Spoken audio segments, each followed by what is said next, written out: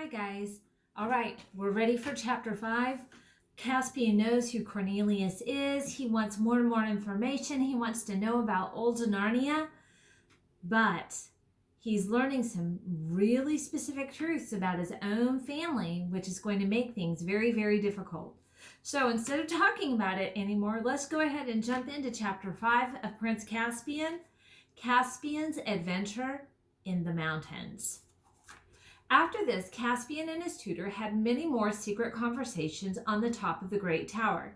And at each conversation, Caspian learned more about old Narnia, so that thinking and dreaming about the old days and longing for them that they might come back filled nearly all of his spare hours. For now, his education was beginning in earnest. He learned sword fighting, riding, swimming, and diving, how to shoot with a bow and play the recorder and the theorbo, how to hunt the stag and cut him up when he was dead, besides cosmography, rhetoric, heraldry, versification, and of course history, with a little law, physics, alchemy, and astronomy. Of magic, he learned only the theory, for Dr. Cornelius said that the practical part was not proper study for princes. And I myself, he added, am only a very imperfect magician and can do only the smallest of experiments. Of navigation, which is a noble and heroical art, said the doctor, he was taught nothing, because King Miraz disapproved of ships and the sea.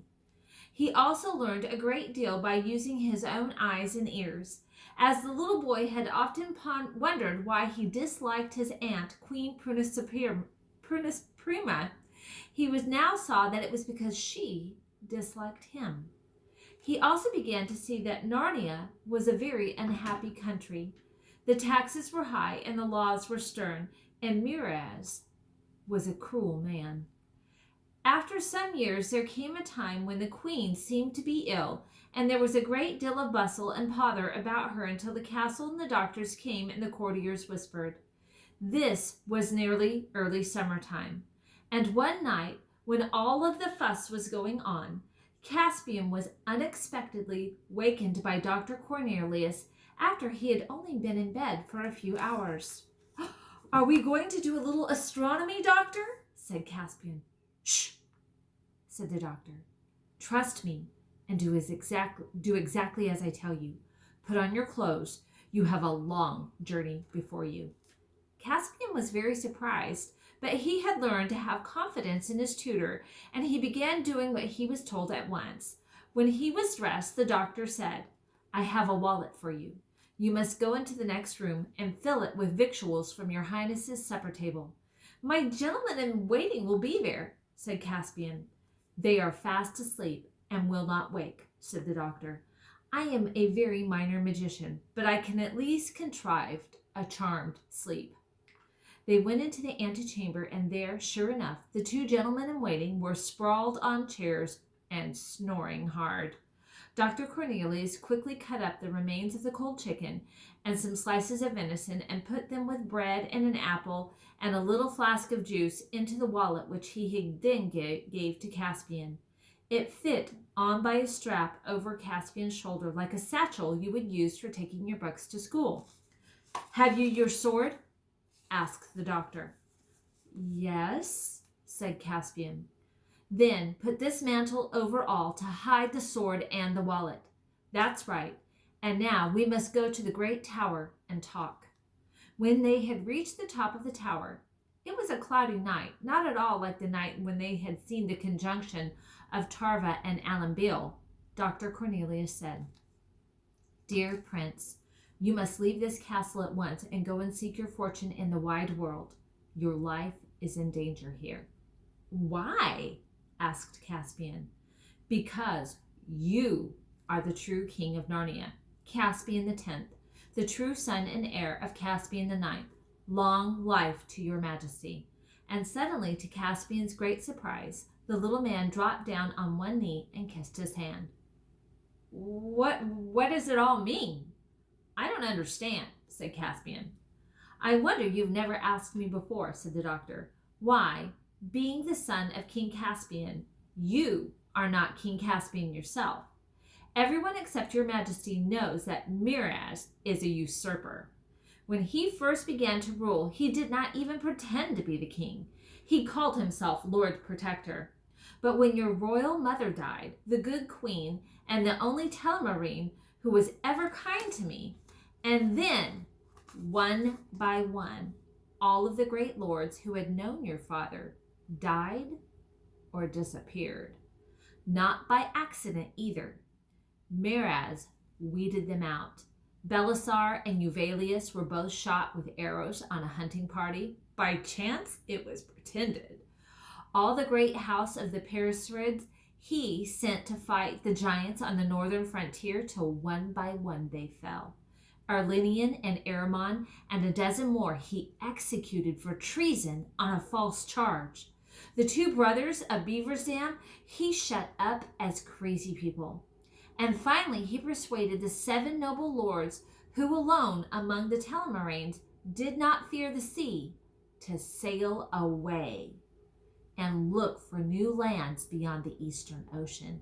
And as he intended, they never came back. And when there was no one left who could speak a word for you, then he flatters, or he instructed them, and begged him to become king. And of course he did. Do you mean he wants to kill me too? Said Caspian. This is almost certain, said Dr. Cornelius. But why now? Said Caspian. I mean, why didn't he do it long ago if he wanted to? And what harm have I done to him? He has changed his mind about you because of something that has happened only 2 hours ago. The queen has had a son. I don't see what that's got to do with it, said Caspian. Don't see, exclaimed the doctor. Have all my lessons in history and politics taught to you no more than that? Listen, as long as he had no children of his own, he was willing enough that you should be king after he died. He may not have cared much about you, but he would rather you have the throne than a stranger. Now that he has a son of his own, he will want his son to be the next king. You are in the way. He'll clear you out of the way. Is he really as bad as that? Said Caspian. Would he really murder me? He murdered your father, said Dr. Cornelius. Caspian felt very odd and said nothing. I can tell you the whole story, said the doctor, but not now. There is no time. You must fly at once. You'll come with me, said Caspian. I dare not, said the doctor. It would make your journey even greater. 2 are more easily tracked than 1. Dear Prince, dear King Caspian, you must be very brave. You must go alone and at once. Try to get across the southern border to the court of King Nain of Archenland. He will be good to you. Shall I never see you again? Said Caspian in a quivering voice. Oh, I hope so, dear king, said the doctor. What friend have I in the wide world except your majesty? And I have a little magic. But in the meantime, speed is everything. Here are 2 gifts before you go. This is a little purse of gold. Alas, all the treasure in this castle should be yours by rights. And here is something far better. He put in Caspian's hand something which he could hardly see, but which he knew by the feel to be a horn. That, said Dr. Cornelius, is the greatest and most sacred treasure of Narnia. Many terrors I endured, many spells did I utter to find it. When I was still young, it is the magic horn of Queen Susan herself, which she left behind her when she vanished from Narnia at the end of the Golden Age. It is said that whoever blows it shall have strange help. No one can say how strange. It may have the power to call Queen Lucy and King Edmund and Queen Susan and High King Peter back from the past, and they will set all to rights. It may be that it will call up Aslan himself. Take it, King Caspian, but do not use it except at your greatest need. And now, haste, haste, haste. The little door at the very bottom of the tower, the door into the garden, is unlocked. There we must part.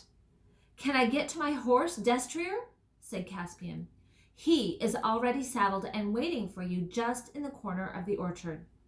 During the long climb down the winding staircase, Cornelius whispered many more words of direction and advice. Caspian's heart was sinking as he tried to take it all in. Then came the fresh air in the garden, a fervent hand clasp with the doctor, a run across the lawn, a welcoming whinny from Destrier, and so King Caspian X left the castle of his fathers. Looking back, he saw fireworks going up to celebrate the birth of the new prince. All night he rode southward, choosing byways and bridle paths through the woods as long as he was in the country that he knew. But afterward he kept to the high road. Destrier was as excited as his master at this unusual journey, and Caspian, through the tears that had come to his eyes at saying goodbye to Dr. Cornelius, felt brave and, in a way, happy to think he was King Caspian riding to seek adventures, with his sword on his left hip and Queen Susan's magic horn on his right. But when day came with a sprinkle of rain, and he looked about him and saw every side unknown woods, wild heaths, and blue mountains, he thought how large and how strange the world was, and felt frightened and small. As soon as it was full daylight, he left the road and found an open grassy place amid the wood where he could rest. He took off Destrier's bridle and let him graze, ate some cold chicken, and drank a little juice, and presently fell asleep. It was late afternoon when he awoke. He ate a morsel and continued his journey, still southward, by many unfrequented lanes. He was now in the land of hills, going up and down, but always more up than down. From every bridge he could see the mountains grow bigger and blacker ahead. As the evening closed in, he was riding their lower slopes. The wind rose. Soon rain fell in torrents. Destrier became uneasy. There was thunder in the air, and now they entered a dark and seemingly endless pine forest, and all of the stories Caspian had ever heard about the trees unfriendly to man crowded into his mind. He remembered that he was, after all, a Telmarine, one of the race who had cut down trees wherever they could, and when they were at war with all of the wild things. And though he himself might be unlike other Telmarines, the trees could not be expected to know this. Nor did they. The wind became a tempest. The woods roared and creaked all around him. There was a crash. A tree fell right in front of the road behind him. "Quiet, Destrier, quiet," said Caspian, patting his horse on the neck. But he was trembling himself, and knew that he had escaped death by an inch. Lightning flashed, and a great crack of thunder seemed to break the sky as in two just overhead. Destrier bolted in good earnest. Caspian was a good rider, but he had not enough strength to hold him back. He kept his seat, but he knew that his life hung by a thread during the wild career that followed. Tree after tree rose up before them, and in the dusk, and was only just to be avoided. Then, almost too suddenly to hurt, and yet it did hurt him too, something struck Caspian on the forehead, and he knew no more. When he came to himself, he was lying in a firelit place with bruised limbs and a bad headache. Low voices were speaking close at hand. "And now," said one, "before it wakes up, we must decide what to do with it." "Kill it," said another. "We can't let it live. It would betray us." "We ought to have killed it at once, or else let it alone," said a third voice. "We can't kill it now, not after we've taken it in and bandaged its head and all. It would be murdering a guest." "Gentlemen," said Caspian in a feeble voice, "whatever you do to me, I hope you will be kind to my poor horse." "Your horse has taken flight long before we found you," said the first voice, a curiously husky, earthy voice, as Caspian now noticed. "Now, don't let it talk you round with its pretty words," said the second voice. "I still say." "Horns and halibuts," exclaimed the third voice. "Of course we're not going to murder it. For shame, Knickerbrick. What do you say, Truffle Hunter? What shall we do with it? I shall give it a drink, said the first voice, presumably Truffle Hunter's. A dark shape approached the bed. Caspian felt an arm slipped gently under his shoulders. If it was exactly an arm, the shape somehow seemed wrong. The face that bent toward him seemed wrong too. He got the impression that it was very hairy and very long-nosed, and there was an odd white patches on either side of it. It's a mask of some sort, thought Caspian, or perhaps I'm in a fever and imagining everything. A cup full of something sweet and hot was set to his lips, and he drank. At that moment, one of the others poked the fire.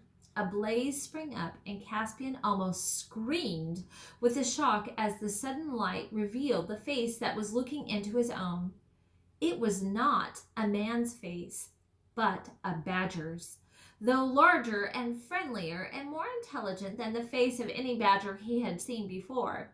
And it certainly had been talking. He saw too that he was on a bed of heather in a cave.